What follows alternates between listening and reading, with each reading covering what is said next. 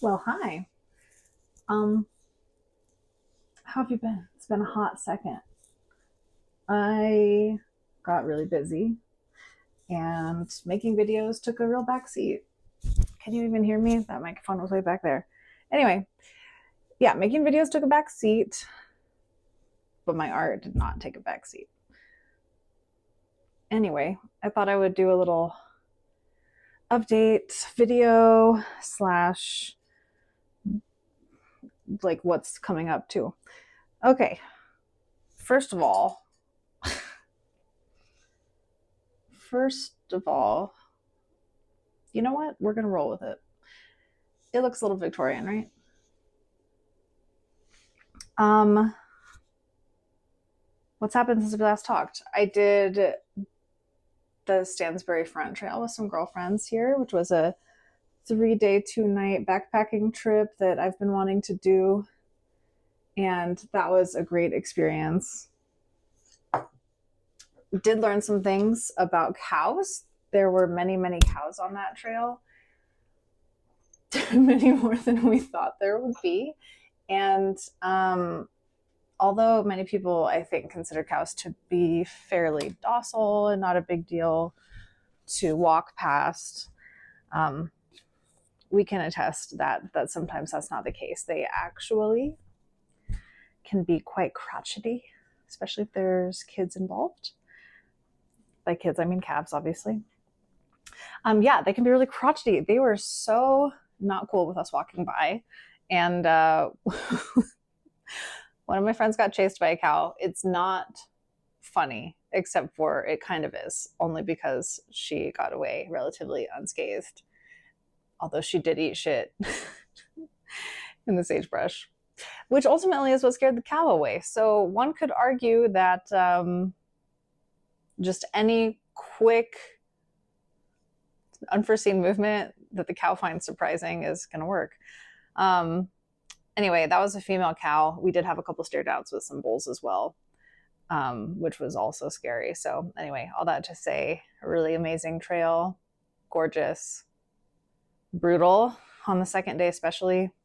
It was really hot, and we had to go over, I think, 3 major climbs. So yeah, definitely brutal, but so good. Um, Other than that, it's been a really hot summer, so my hiking has kind of taken a backseat, honestly, which is really unfortunate. I am obsessed with hiking and backpacking and camping, and when the weather is consistently over 100 degrees, it is hard to want to do those things. I'm glad to say that I am not doing those things. As far as my art goes, though, okay, I did my first official art fair. I did the DIY Fest here in Salt Lake, which was in first weekend of August. It is a craft fair, not technically an art fair, but still, that was really cool to do. I just realized I should be turning this sideways because that's how YouTube likes it. I'm out of practice. Oh, it started recording on me already. Cool.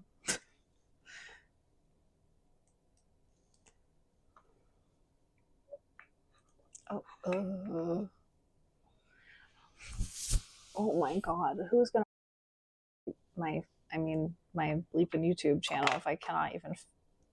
This is the worst film job ever. Okay. Anyway, it's fine.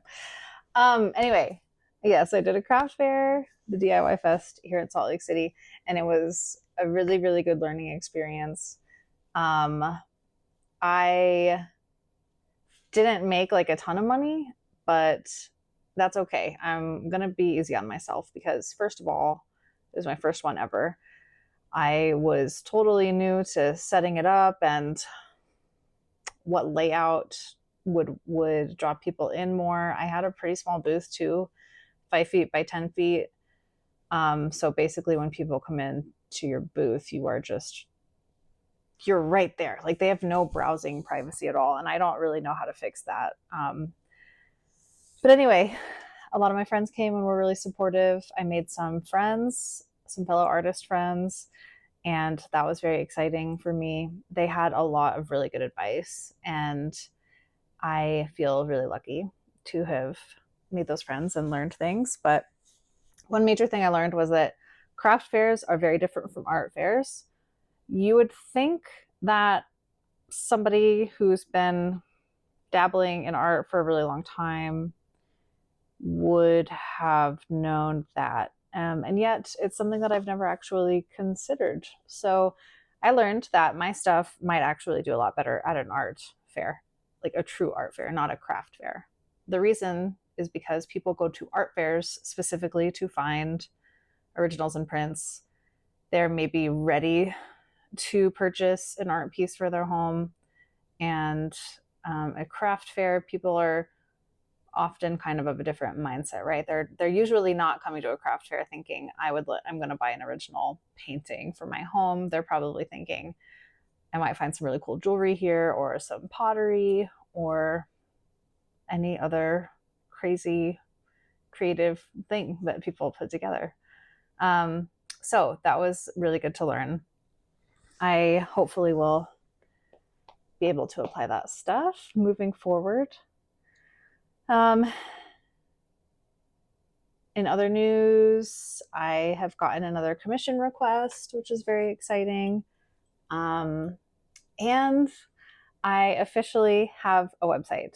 eclairarts.com is mine, and I'm very excited about it. I'm really proud of my website, and it can take orders. So I've been slowly kind of introducing it, and we'll start pushing it probably more than my Etsy. I'll keep my Etsy for now because it can bring in people outside of people that I'm directly working with.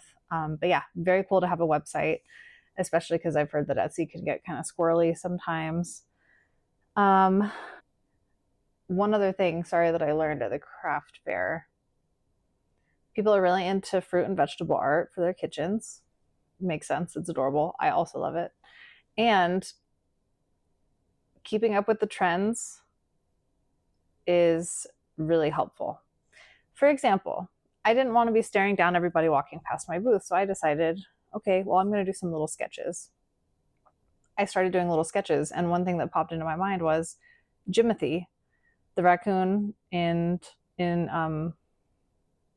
Seattle, I believe, who I guess probably has short spine syndrome. He looks a lot like Tilly the Friendly Loaf, who's a dog on Instagram that has short spine syndrome. They look very alike, so that's what I'm going to assume he has. Anyway, this raccoon Jimothy has just taken the world by a storm, and he's pretty freaking cute. So I sketched Jimothy, and right away somebody saw that and said, "Oh my God, Jimothy," and they bought him. And so then I sketched another Jimothy, and that one sold. And then I sketched a third Jimothy, and that one sold. I sold 5 Jimothys that I had basically drawn like in person there at the event. So that was something that I learned that was very valuable. Keeping up with the trends. People love animals. People love things that are silly and just fun. So one thing that I've been doing is kind of experimenting with that. This is a little messy over here, but you know what? You're seeing me raw and unfiltered, and that's okay. So I've been doing some fun. There he is. These are some chicken feet. I've got a snake and some tomatoes.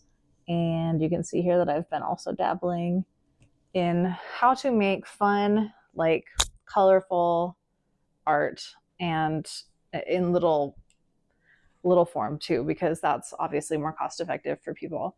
And my idea currently is that the next fair that I do, whether it's a craft fair or an art fair, I'm going to set you down so that you don't feel like you're, is to have a bunch of fun, colorful fruit art, all like a 4x4 framed, and just having a whole grid wall available where people can come and make their own like set of 3. They can pick whatever vegetables and fruits they want, whatever colors they want. And I think that that would just be something really fun and a way to involve the buyer in the process, right? It's not just I'm buying this one original piece and it just is coming as it is. It's something that they can customize based off of their own preferences. And I think that would be just a really fun shopping experience. So I feel excited about that. My landscapes are not going out the window, obviously. And actually, I've sold a good handful of originals this year. I'm pretty proud of that. And I have been really enjoying gouache. Gouache. This has been an interesting thing for me, but I'm into it. So actually, the commission request that I have currently, I think that I'm going to try to do it in gouache, which is very fun. Anyway, lots of big things happening. I'm going to be doing a hike tomorrow, and I'm going to talk about another major thing that's happening. But for now, this was just a little update, just to get something out there. Apologies that it is super raw and just unfiltered, but that's what's going on. Sorry, one more thing. I got selected to be part of the Banner Works program here, which is basically an outdoor rotating art exhibit where they have kind of large banners showcasing different art from the area. And these large banners are put up downtown in Salt Lake City. And I got selected to be part of that, which was incredible. So it's coming to the end of the month, but basically for a month, my Mount Timpanogos painting was downtown and up for everybody to see, which was so cool. I apparently can get that banner once this exhibit is over, which is in a few days. So I've been thinking about it, but then I don't know where I'm gonna put it. But anyway, that was a huge major honor, and it was one of those moments for me where I just thought, you want my art? Are you sure? So yeah, anyway, been a big year, and hopefully not over yet.